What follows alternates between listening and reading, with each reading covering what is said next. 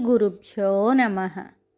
శ్రీ శంకర భగవత్పాద విరచిత శివానంద లహరి 11వ శ్లోకము. ఏ జన్మమును ఎత్తినా నష్టం లేదని క్రిందటి శ్లోకంలో చెప్పి, ప్రస్తుత శ్లోకంలో మనస్సు ఈశ్వరాయత్తము కాకుండా ఆశ్రమ ధర్మాలు ఎన్ని పాటించినా నిష్ఫలము అని శంకర్లు చెప్పారు. వటుర్వాగేహీవా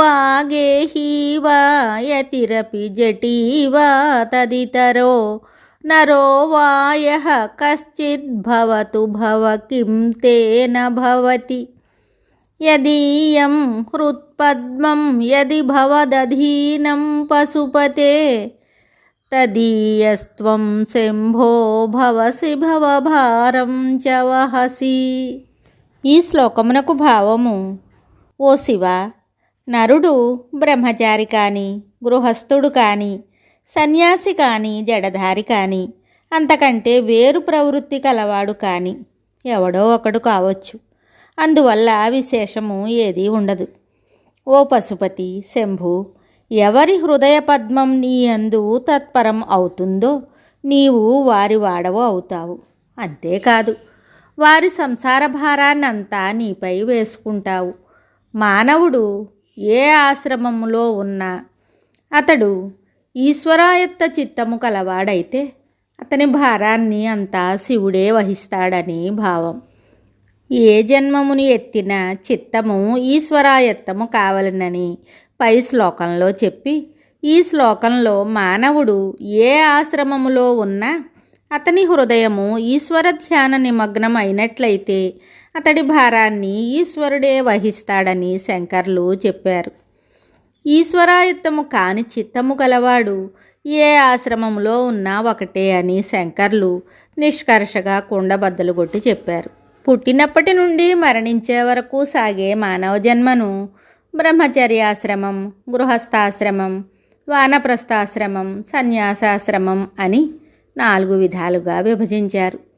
వివాహం కానంత వరకు ఉన్న కాలాన్ని బ్రహ్మచర్యాశ్రమంగాను, వివాహానంతరం సంసారయాత్రను సాగించే జీవితకాలాన్ని గృహస్థాశ్రమ కాలంగాను, వృత్తి నిర్వహణ తరువాత విశ్రాంతి తీసుకునే కాలాన్ని వానప్రస్థాశ్రమ కాలంగాను, సంపూర్ణ వైరాగ్య స్థితిలో సన్యసించిన కాలమును సన్యాసాశ్రమంగాను పెద్దలు విభజించారు.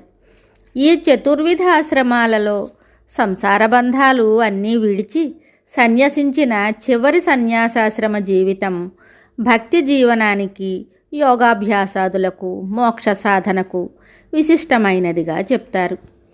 శంకర భగవత్పాదులు తాము సన్యాసం స్వీకరించిన సన్యాసాశ్రమ జీవితానికి ప్రత్యేక ప్రాధాన్యం ఇయ్యలేదు.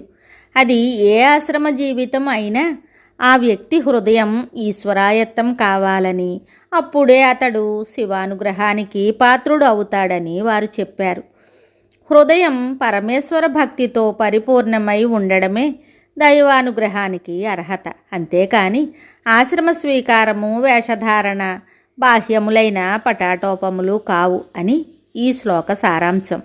ప్రహ్లాదుడు, మార్కండేయుడు, ధ్రువుడు వంటి బాలురు సహితము పరమేశ్వర భక్తిలో, తదనుగ్రహ సంపాదనలో శిఖరాగ్రమున ఉన్నవారే కదా.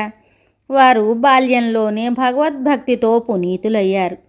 ప్రహ్లాదుని విష్ణుభక్తిని గూర్చి పోతనగారు ఇలా చెప్పారు: పానీయంబులు ద్రావుచున్ గుడుచుచున్ భాషించుచున్ హాసలీలా నిద్రాదులు సేయుచున్ దిరుగుచున్ లక్షించుచున్ సంతత శ్రీనారాయణ పాద పద్మయుగళీ చింతామృతాస్వాద సంధానుండై మరచన్ సురారిసుతుడే తద్విశ్వమున్ భూవరా. ప్రహ్లాదుడు నీళ్లు తాగుతున్నా, అన్నం తింటున్నా, మాట్లాడుతున్నా, ఆటలాడుతున్నా అచ్యుతుని స్మరణమే, నడుస్తున్నా, నవ్వుతున్నా నారాయణ ధ్యానమే, చివరకు నిద్రలో కూడా నీరజాక్షుని కలవరింతలే. ఈ విధంగా శ్రీమన్నారాయణుని పాదపద్మస్మరణ అనే అమృతాన్ని ఆస్వాదించి ఆ మైకంలో లోకాన్ని మరచిన మహనీయుడు ప్రహ్లాదుడు. అది బాలుడుగా ప్రహ్లాదుడు పొందిన దైవానుభూతి. అంబరీషుని వంటి చక్రవర్తులు, పోతన, గోపరాజు, అన్నమయ్య, త్యాగరాజు వంటి కవీశ్వరులు, వశిష్ఠుడు, అగస్త్యుడు వంటి ఋషీశ్వరులు కూడా ఆయా ఆశ్రమాలలో ఉంటూనే భక్తి మార్గము ద్వారా తరించారు కదా. పైన చెప్పినవి 4 ఆశ్రమాలు. ఆయా ఆశ్రమాల్లో ఉన్నవారు వేరు వేరు నియమిత ధర్మాలను సక్రమంగా పాటించాలి నిజమే, కానీ ఆ ధర్మాల ఆచరణయే సమస్తము సర్వస్వము అని, మరో కర్తవ్యము ఏమీ లేదని అనుకోవడం మాత్రం పెద్ద పొరపాటు. ఆశ్రమం ఏదైనా ప్రతి వ్యక్తి అన్నం తింటున్నాడు, బట్ట కడుతున్నాడు, మాట్లాడుతున్నాడు, వింటున్నాడు, చూస్తున్నాడు, ఏదో ఒకటి చేస్తూనే ఉన్నాడు. ఈ పనులన్నింటికంటే అతి ముఖ్యము విడువరానిది అయిన కర్తవ్యం ఒకటి ఉంది. అతడు తన హృదయాన్ని పశుపతికి శివునకు సర్వాత్మన వశం చేసి తీరాలి. ఆ పని ఒక్కటి చేస్తే అన్ని ధర్మాలు నెరవేరినట్లే. అది చేయకపోతే ఏమి చేసినా బూడిదలో పోసిన పన్నీరే. ఈశ్వరునిపై తన హృదయాన్ని లగ్నం చేస్తే ఈశ్వరుడు తన వశం అవుతాడు. దాని ప్రయోజనం ఏమిటంటే మనం మోయవలసిన మహాభారాన్ని ఈశ్వరుడు తానే మోస్తాడు. భవభారం మోయటం అంటే ఆషామాషి వ్యవహారం కాదు. గడచిన అనేక జన్మలలో, రానున్న అనంత జన్మలలో కలిగే బరువు అది. ఆ భారాన్ని మన నెత్తి నుండి దింపివేస్తాడు. అంటే భక్తుణ్ణి భగవంతుడు తనలో లీనం చేసుకుంటాడు. దానితో నరుడు అనే వ్యవహారం పోయి మానవుడు శివుడు అని పిలువబడతాడు. ఆ దిశలో కేవలం శివానందం ఒక్కటే భక్తులకు మిగులుతుందని డాక్టర్ శలాక వారు ఈ శ్లోక వివరణలో విపులంగా చెప్పారు. ఈ 4 ఆశ్రమాలలో ఒక్కొక్క చోట ఒక్కొక్క ఆశ్రమం గురించి గొప్పగా మనవారు చెప్పారు. ఒక చోట బ్రహ్మచర్యం గొప్పది అని చెప్పబడింది. బ్రహ్మచర్యం పరంతపః అనగా బ్రహ్మచర్యమే గొప్ప తపస్సు అని చెప్పారు. మరి ఒక చోట గార్హస్థ్యము శ్రేష్టమైనది అని చెప్పారు. కెలకుల నున్న తంగెటు జున్ను గృహమేధి అని పెద్దనగారు అంటారు. అంటే దగ్గర ఉన్న తంగేడు చెట్టుపై ఉన్న తేనెపట్టు వంటి వాడు గృహస్థు అని వారి అభిప్రాయం. తల్లిని ఆశ్రయించుకొని బిడ్డలు జీవించినట్లు గృహస్థును ఆశ్రయించుకొని ప్రాణులన్నీ జీవిస్తున్నాయి. కాబట్టి గృహస్థ జీవనము గొప్పది అని ఆయన చెప్పారు. ఇంకా వానప్రస్థాశ్రమము సహితము గొప్పదే. ఎందుకంటే సన్యాసాశ్రమ స్వీకారానికి ఇది తొలిమెట్టు కదా. మరొక చోట సన్యాసాశ్రమము సర్వశ్రేష్టము అని చెప్తారు. న్యాస ఇతి బ్రహ్మ బ్రహ్మాహి పరహ అని చెప్పబడింది. ఏ ఆశ్రమ జీవి అయినా సరే అతడు భగవత్ ప్రేమ కలవాడైతే కృతార్థుడు అవుతాడు, లేకపోతే లేదు. ఈ విషయంలో కొంతమంది ఇలా వాదిస్తున్నారు. ఈశ్వర సేవ కంటే వేరైన అశ్వమేధము, దృఢ బ్రహ్మచర్య దీక్ష మొదలైన వాటి ద్వారా కూడా బ్రహ్మలోకం ప్రాప్తిస్తుంది కదా అని. నిజమే, భీష్ముడు, హనుమంతుడు వంటి వారు నైష్టిక బ్రహ్మచర్యాన్ని ఆచరించి తరించారు. అయితే బ్రహ్మలోకమును చేరిన వారికి ఈ కల్పములో జన్మము లేకున్నా మరుసటి కల్పములోనైనా వారు జన్మ ఎత్తక తప్పదని వేదములో చెప్పబడింది. భగవద్గీతలో సైతము చెప్పారు.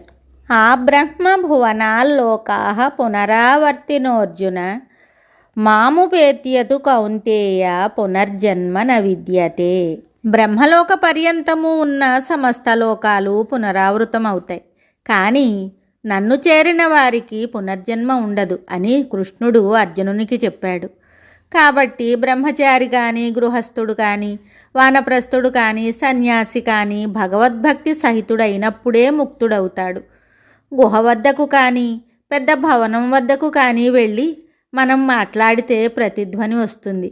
అలాగే భగవంతుడు సన్నిధికి వెళ్ళి నేను నీవాడను అని పలికితే భగవంతుడు కూడా నేను నీవాడను అని తిరిగి జవాబు చెప్తాడు.